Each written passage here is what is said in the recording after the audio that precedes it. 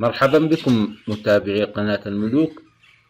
يعاني الكثير من عدم تزاوج طيور الباجي برغم أن الطيور جاهزة وتعتبر في عمر التزاوج، وأيضا عدم تزاوج بعض الطيور رغم أنها قد تزاوجت من قبل والأنثى قد طرحت البيض وفرخت، ولكن هذه المرة لم تتزاوج الطيور منذ فترة طويلة. وأيضا نلاحظ أن الطيور تدخل في مرحلة خمول، نلاحظ أن الطيور خاملة ولا تتحرك كثيرا ولا تتزاوج، رغم أن الطيور قد تزاوجت من قبل. طبعا هذا الزوج الموجود الآن الزوج جاهز وفي عمر البلوغ، وأيضا هذا الزوج قد طرح البيض من قبل، ولكن لاحظت أن هذا الزوج خلال فترة طويلة لم يتزاوجوا أبدا،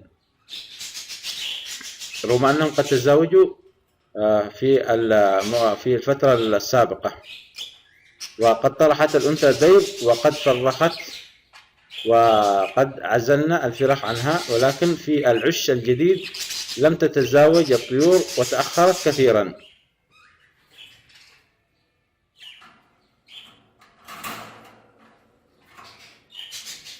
يوجد أسباب كثيرة في عدم تزاوج الطيور مرة أخرى أو تأخر التزاوج. هذا الزوج زوج جاهز ومنتج، وهو في نفس أعمار الزوج السابق. نلاحظ أن هذا الزوج نشيط وأيضا زوج منتج ويوجد بيض في العش.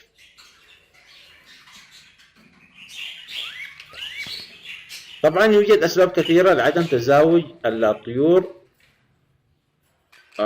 منها نقل الأقفاص وتحريك وتغيير العش، وإذا كان المكان يوجد فيه إزعاج. طبعا هذا الزوج بعد تفحص الذكر والأنثى وجدنا أن الزوج في مرحلة القلش، وهي مرحلة تبديل الريش. طبعا هذه يكون الطير خامل لا يتزاوج، وإذا تزاوج يكون تزاوج قليل جدا، كما تلاحظون أن الذكر في مرحلة القلش. كما تلاحظون الريش ينبت من جديد، وهو تساقط ريش قديم وظهور الريش الجديد. طبعا في هذه المرحلة أنصح المربين أن لا يزاوجوا طيورهم في هذه المرحلة، لأنها مرحلة متعبة. في مرحلة القرش تبديل الريش يجب أن نهتم بالتغذية للطيور أكثر، ويجب أن نزيل العشاش حتى لا تتزاوج الطيور، لأن بعض الطيور تكون في مرحلة تبديل الريش ولكنها تتزاوج، ولكن التزاوج يكون غير مفيد، يكون الإنتاج لا يوجد إنتاج، أو يكون البيض غير مخصب. فمن الأفضل هو عدم تزاوج الطيور في هذه المرحلة. وهذه الأنثى أيضا كما تلاحظون الريش في الرأس الأنثى، هذا يدل على أن الأنثى في مرحلة القلش تبديل الريش.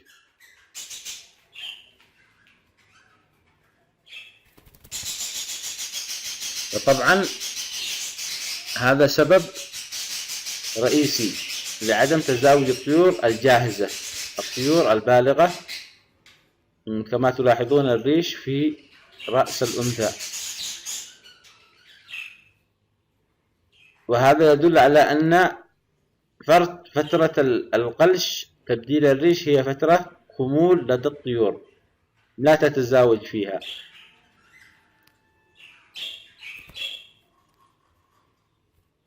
فيجب أن يراعي المربي هذه المرحلة للطيور ويجب أن نقوم بتغذية الطيور في هذه المرحلة، لأن هذه المرحلة تكون متعبة للطيور، فيجب العناية بهم وتغذيتهم وإضافة الفيتامينات لهم.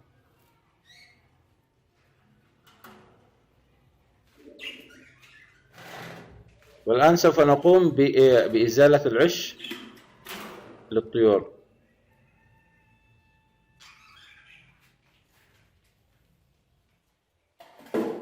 وعند مراقبة الطيور سوف تلاحظ أن الطيور خاملة ولا تتحرك كثيرا. نتمنى لكم الفائدة، وانتظرونا في مقطع قادم إن شاء الله. قناة الملوك.